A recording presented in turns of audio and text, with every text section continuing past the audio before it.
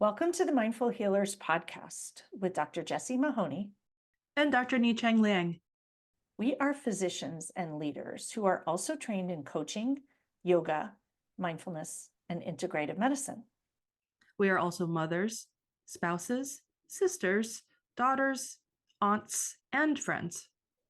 In this podcast, we share candid, heart-centered, loving, science-based, thoughtful, and often fun conversations about the challenges life throws at us. With our collective experience of over 30 years in physician and personal wellness, we reflect and offer pearls of wisdom for navigating life's challenges with more ease. From parenting, marriages, money scarcity, cancer survivorship, uncertainty, challenges in practicing medicine, we cover it all. We invite you to refresh your perspective and empower yourself with mindset, mindfulness, and other well-being tools that actually work. A quick reminder that nothing in our podcast is medical advice. Welcome to our episode on Their Urgency is Not Your Urgency. A reminder that our podcast is not medical advice. Have you received messages by email, text, in person of someone else wanting something from you, wanting you to do something as soon as possible? Have you felt resentful or resistance, or maybe even angry with the as soon as possible requests? Our intention for today is to provide helpful ways for you to navigate when others want something urgently from you. We hope you will leave remembering that you do not have to embody someone else's urgency. You are the CEO of your life, and you get to decide when and how you do or do not do things, and the tone and energy, urgency with which you choose to move forward. So, as our new schedules during our podcast has allowed for, we pause at the beginning of every podcast to allow everyone to arrive. So, if it's safe for you to do so, inviting you to close your eyes or lower your gaze a few inches in front of you, wherever you are, leaving everything that came before and is to come at the door, inviting you to simply settle, giving yourself full permission to allow the mind and the body to be here at the same time in the same space. Recognizing the points of contact between you and your supporting surface that you might be sitting on or standing upon. Knowing that support is available unconditionally, you simply have to notice. And we hope that this podcast is also another source of support. When you're ready, blinking open eyes, letting the light back in. So this episode was inspired by, like many of our prior episodes, a real life situation where a secondary credentialing process that I was going through was urgently emailing me. So there's another healthcare system that is credentialing me so that I could help them see some new patients. And some of the credentialing administrators in their emails wanted everything now, now, now. And I received these emails with zero notice. And they really, in their tone of the email, seemed like they wanted me to drop everything and email all the forms and documentation back to them right in that instant. Of course they did. And also, I was sick at the time. Like, I was recovering from a pretty bad cold. And so this urgency just made me all the more irritable and resentful. And I actually called you looking for support and commiseration. And you were the one that reminded me that their urgency is not my urgency, which was tremendously helpful. And we were both like, oh my goodness, this should be a podcast episode. So here we are. I ultimately ended up responding to this administrator that I would have to get to it a week from now, honoring my boundaries. I wanted to get better. And that what happened was that their response was that they didn't grant extensions for such things and that I would be marked, quote unquote, overdue and out of compliance. And there was this old judgmental me, a very, very strict rule follower, a people pleaser, past version of me creeping up and not wanting to be labeled as overdue or the dreaded out of compliance. Like it was somehow like a black mark upon my soul or something. Right. So that we have this tendency, I have this tendency to sometimes over identify with the labels that we are Mhm. given, when in fact, these labels are honestly quite arbitrary. And noticing that your brain immediately went into this story about what overdue would mean. I'm thinking of like, the bright red stamp that says overdue or late. And yet, what does this mean? They were asking for you for a favor. And yet our brain just goes automatically to a complex, negative, heavy story that reflects badly on us. Noticing also, as you mentioned, that you were sick. And so when we are not at our best and when we are depleted, not only do things annoy us more, and not only do they feel harder to do, but we also go into our old patterns of storytelling. And so your old pattern of feeling inadequate, feeling judged, worrying what other people might think of you, those are patterns that many of us were trained to think in residency and even as children. And so when we are not well, we tend to go right to those defaults because you're depleted and your nervous system is not in its healthiest state. And that to me is literally hand to heart that, like, of course, they sent this to you when you were not at your best. And then, of course, they told you that it wasn't okay and you would be overdue. I wonder in a world of what if doctors just said, well, that's fine. I'm going to be overdue because this is not an emergency. It's not urgent. Uh, I mean, you can't ignore it for months and months, but credentialing is not urgent. It's not a life or death situation. But I think that culture of medicine is about this urgency and remembering also that who knows where these administrators or administrative assistants, someone else told them it was urgent. And so they feel anxious about it. But again, it's not reflective of you at all. Yeah. And your powerful reminder ultimately, we decide upon our own urgency. We can bring our own urgency that also may not be the urgency of others, too. And to reflect, though, that as physicians, we actually tend to be urgent people. And so we are often the ones bringing the urgency to our children or to get out the door or in the morning or the urgency to have something planned or taken care of or arranged or settled. And so a hand to heart for us as humans who were trained to move through the world urgently, that we are often the ones bringing our urgency is not our child's urgency, or it's not our friend's urgency or someone else who's planning something. It might not be their urgency. And so I think it's actually, we often have, oh, I love this, an urgency mismatch. I love that. That is an urgency mismatch. And that this urgency, though, as physicians, it comes up in a lot of places. I was actually coaching someone at a retreat who is triggered by the call center email, call me right away, or needs a call right away. And the interpretation of this whole thing, as we dug into it, is that it was a lack of respect, and which makes sense. And usually, what happens in that case, if you play it out, is that a patient calls the call center, someone there couldn't help them, they've been going round and round, they can't reach you somehow, or someone else typed that even though they actually said something else. It's usually not at all about you.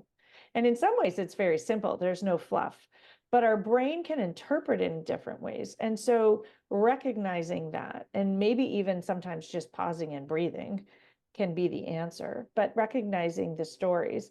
I also remember urgency about not just credentialing, but around scheduling. They need your schedule right away. If you're going to make a change for, well, we just recorded the sandwich generation. If you're going to make a change for someone, your parents' doctor's appointment, they need to know right away the timing and the this, and you might not know. Or I remember you're out, recovering from surgery, and they want to know when you're going to be back. Like what day and what will you be able to do? And like, well, we want to make sure that we get your schedule. It's like, I don't know, and there are a lot of things we don't know. And so just remembering that there's a lot of potential urgency out there. The other thing is that the urgency comes from our dislike in healthcare about uncertainty. And so when there's uncertainty or things are not decided or not settled, that we tend to go into urgency because we do not like feeling uncomfortable. We do not like that uncertainty. Uncertainty is potentially dangerous. When things are not settled, something bad could happen. So we just want to fix it. But it doesn't mean it's urgent. In fact, patience is often the better path forward. So speaking of patience, some examples that I will share from my real life are airplane oxygen forms. Oh, I have to fly tomorrow, but I don't have the portable oxygen unit to be able to fly tomorrow. And you have to fill out this form. And there's like a nationwide shortage of portable oxygen concentrators, by the way. So sometimes there have been delays in travel because of the reality of supply and demand. And then also there's disability paperwork that oftentimes gets couched as very urgent when oftentimes the whole disability decision process is oftentimes months long in actuality. And then there's a surgical clearance when it's clearly not an emergent surgery, but just someone forgot to get surgical clearance for their lung health. Um, every time those things arise, it's like now, now, now. And often I am able to accommodate if I'm not jeopardizing my own well being or hindering the care, especially of other patients. I do try to accommodate because I choose to believe in positive intent, that they're not purposefully trying to add more stress or urgency into my life. But nowadays, I am much more upfront about notifying them about timeframes for forms and surgical clearance appointment times, even if it's a fellow colleague or physician surgeon that has requested the urgent surgical clearance. I have kindly notified them to give me as much advance notice as possible so that I can accommodate all the different testing that might have to be done, especially for a chronically ill pulmonary patient. And then also, lastly, it's okay to say no. So, just as an example, I was recently asked to clear someone for surgery who I had seen about a month ago in the outpatient clinic, but has now been admitted into the hospital. And it had already been a month. And I wasn't there and I had not examined her under the circumstances of her current admission. And the hospitalist had wanted me to clear them just based off of the fact that her chief complaint had, quote unquote, nothing to do with her pulmonary status. Mm-hmm. But I really didn't feel comfortable doing that because as I dug into the chart a little bit more, there were some things that could have been related. And honestly, I didn't feel comfortable. And in trusting my gut instinct about that, I very kindly told my colleague that I would feel more comfortable and it would definitely be in the best interest of the patient for one of my partners who was there in the hospital in that moment to lay eyes upon her, examine her, and do a formal consult for this preoperative risk assessment, as opposed to like feeling obligated to feel rushed to get this clearance just basically documented in black and white. Pausing is critically important there. Pausing to notice. I think when someone comes at us with urgency, our default is to respond with urgency. And that's where the pausing and noticing, pausing and connecting with yourself, potentially pausing and asking your future self, what will I wish I had done? Because your future self would look ahead and say, oh yeah, I would not wish I had filled out that form. I would wish I had said this isn't the right thing. But we very often don't get to the no when we're feeling extremely stressed and urgent ourselves. And so to me, the pause, your own pause is in your power and it gets you out of someone else's energy and back into your own energy so you can notice what feels aligned and not. Yeah, and it's trusting ourselves and our conscience and our gut feelings, trusting ourselves that we are skilled healers. But there are some things that if they don't sit right with you, then you can say no, especially for the betterment of patient care ultimately. I love this. You mentioned generosity and compassion. And I also like to think we don't know why they're urgent. I think we tell these stories, they're urgent, and that means it's important, or they're urgent inappropriately. And therefore, it's they're the bad ones, or you're the bad one for not doing it. And instead, what if we just don't know why they're urgent? Someone else might have told them it was urgent.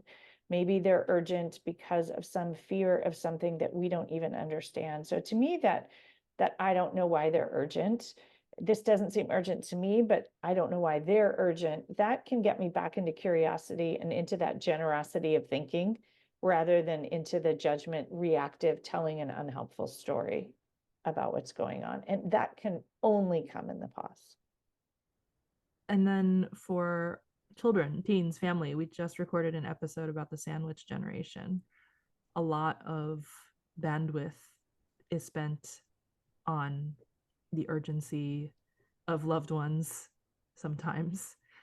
Some real life examples, some permission slips for field trips that are actually quite urgent, but it was not my child's intent to purposely wait until the last minute to give me the permission slip. It was simply inadvertently forgotten about. And then also with loving amusement, I'll use one of your phrases, with loving amusement, my dad will regularly ask me to sign up for these Vaughn's coupon deals because we're part of like the frequent buyer program and there's free groceries that you can get. And each different phone number has a membership. And so he'll want me to use my phone number for the membership so that he can get that free item from the coupon before it expires. Sometimes with such urgency. And then these products are like super random. Like it's like a Rockstar energy drink or like a carton of eggs. I'll admit the carton of eggs is a really great deal when that shows up, and I will actually prioritize that one. But like for the Rockstar energy drink or like for like the a pint of cream or something like where it's not so urgent. Yeah. I have had to say I'm in the middle of clinic. I really am not going to be signing up for this Yeah. Vaughn's coupon for you right now. You will have to wait. um, but yes, I say that with loving amusement because it's such a great example of the urgency mismatch. Yes. I think this idea of the urgency mismatch is really beautiful because it gets out of the judgment. There's no judgment, right? They have urgency, you don't. You sometimes have urgency, they don't. And then it makes you start to think like, is this really urgent?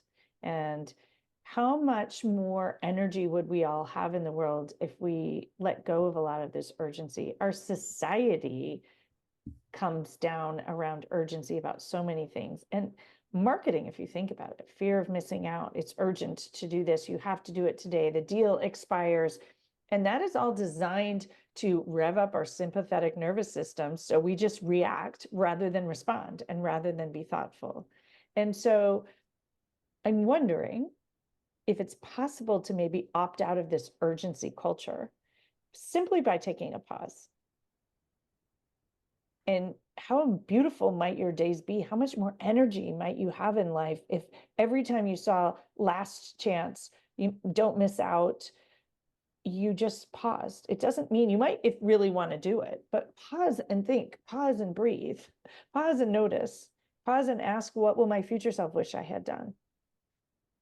Yeah, the default is that urgency can seem pretty one-sided. It gets judged right away as pretty one-sided. But when you're mindful of that with the pause and you can label it, hey, this is a urgency mismatch. Mhm. That helps us distance from the judgment that is so reactionary and so ingrained. And recognizing that in medicine, there is a lot of urgency. So if you're in the ER, there's urgency, and you're in the OR, there's often urgency. And yet, what we forget to do is discern when things are actually urgent. And then we bring so much judgment to this urgency mismatch. And so to me, it's even pausing when things are absolutely urgent, pausing and saying, is this urgent? Yes, it's a code, go. Like that pause is not actually going to cause a problem. It's going to actually allow you to regroup and move forward intentionally. And so it strikes me that that would be an incredibly useful practice in the world today to step out of this urgency culture and instead bring a little bit more trust, a little bit more calm, and a little bit more spaciousness. And we all might end up a lot less depleted and exhausted and bitter and resentful and reactive. And the world might ultimately be a much more beautiful, calm, and loving space. I love this. We are literally coming up with the solution as we are talking to each other. So, bringing in the curiosity, I'm just going to rephrase and summarize, bringing in the curiosity aspect and asking ourselves, is this an urgency mismatch or is this an urgency match? Because definitely code blue situations are like, yes, their urgency is definitely your urgency. And we can embody that urgency to propel ourselves literally forward. I mean, like, I remember being code leader and running, sprinting to these codes, literally dropping everything that I had been doing, oftentimes, like in the middle of rounds, for instance, to attend to someone else's literally life-threatening urgency. When there's a matchup like that, you can also give yourself permission to really fully embody that urgency in a way that is very motivational. Love that. And so, again, here today, so much of the tenets of mindfulness or attitudes or approaches are relevant around urgency mismatches, kindness, curiosity, patient, noticing and awareness, non judgment. Really thinking about things from that lens can allow you to move forward intentionally and move forward purposefully in a way that you feel good about in your life and can allow you to live a life that's more aligned and meaningful for you. In the spirit of our reflection questions, what has been urgent for you? And what have other people's asked of you that has been urgent for them? When have you experienced the urgency mismatch? And might you try asking yourself the next time urgency arises whether or not it's a mismatch or a match and see what happens? Thank you all so much for listening to us today. It's been a fun, interesting conversation about urgency. And we invite you to work with us to practice stepping out of urgency and practicing the pause. The pause is where your choice and agency come. And lengthening the pause is what happens when you grow a mindfulness practice. It's what happens when you learn to breathe. And when you have those tools, you can bring them into every situation so that you can show up urgent when needed and not urgent when not needed, and not feeling guilty when there's an urgency mismatch, and letting go of urgency when it's not needed in your own life. And so please consider joining us for a Connect in Nature retreat where we work on many different modalities of mindfulness practices so that you have a pause readily available at your fingertips as you navigate our urgency-filled society and culture.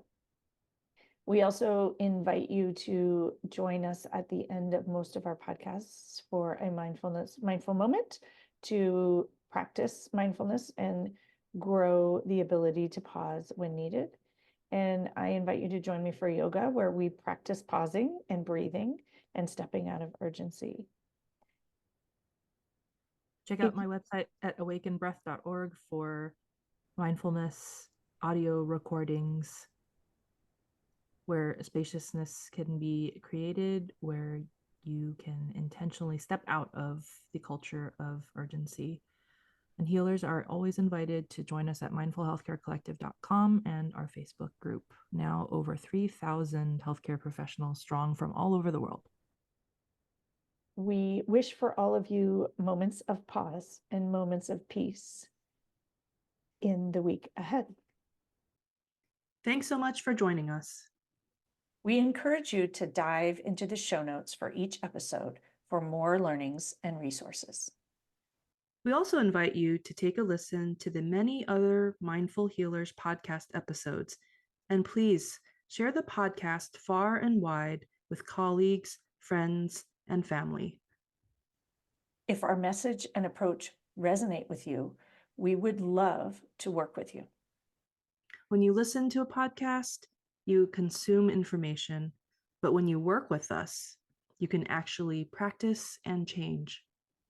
We offer coaching and mindfulness experiences, talks, workshops, retreats, and more. Connect with us at themindfulhealerspodcast.com. The content of this podcast is not medical or life advice. We invite you to participate in the mindful moments we offer at the end of most of our podcasts, but please only do so safely.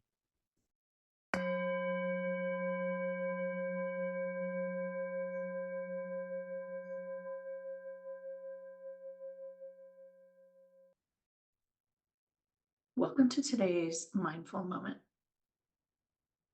Taking a moment to come into your body and to pause and to breathe.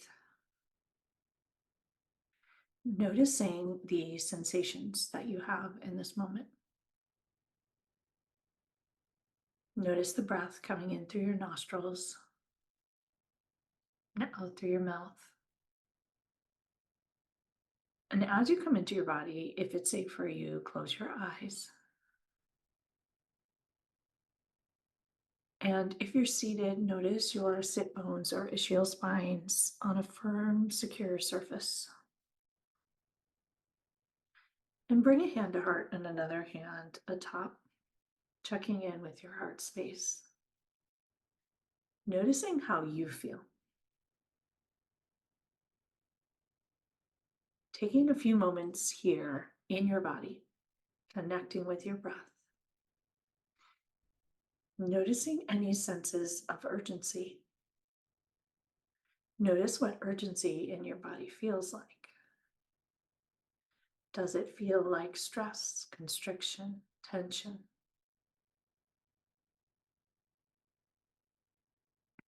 Sending the breath wherever you have tightness, urgency, anxiety.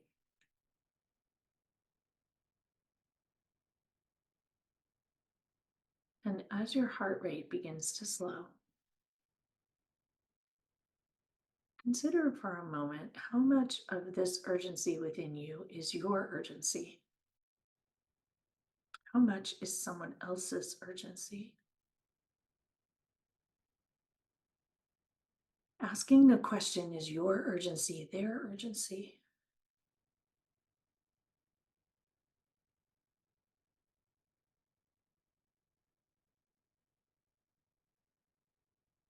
How much is actually urgent? Taking a moment to pause and reflect and consider without catastrophizing, without focusing on the negative. What if there is no urgency?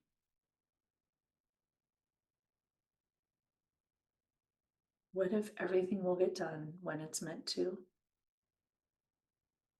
What if it will turn out fine? What if this sense of urgency is just a construct? Perhaps someone's convenience, their schedule?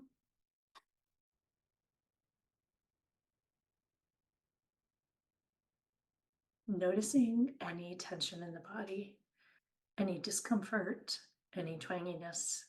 Send the inhale there. And exhale, releasing.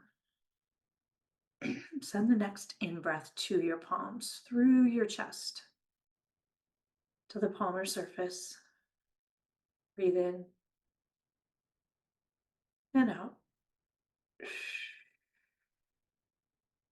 Take a moment here to just pause and be. There's no urgency in this moment.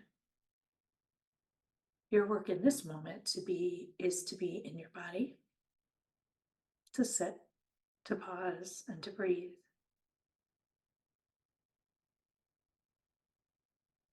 Everything else swirling around you can wait.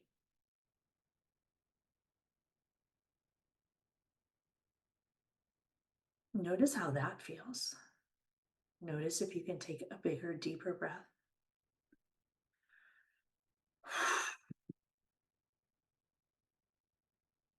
Taking in a big, deep inhale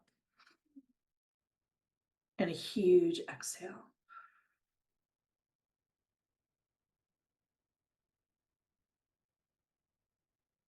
And deciding perhaps with intention what your intention is moving forward. What is actually urgent, or what's just simply on the list of things that could, should, need to, want to get done sometime. Allowing yourself to sit with those. And allowing yourself to sit with the idea that there is plenty of time.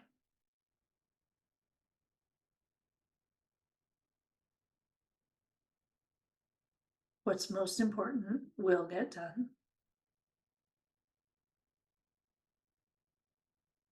Sending loving kindness to those who are sharing urgency with you.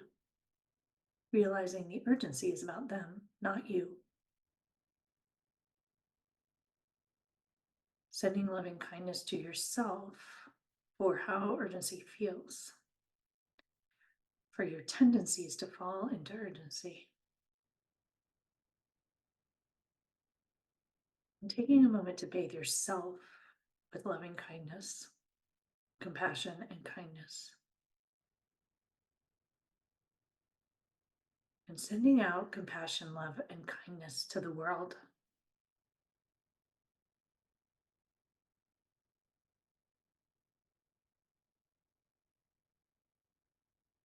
And when you feel steady and calm and present, lower your hands and open your eyes.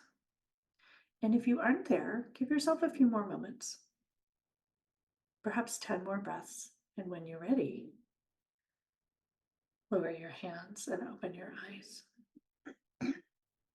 Thank you all so much for practicing with me today. May you all have a beautiful day without urgency, with much presence, peace, love, and kindness.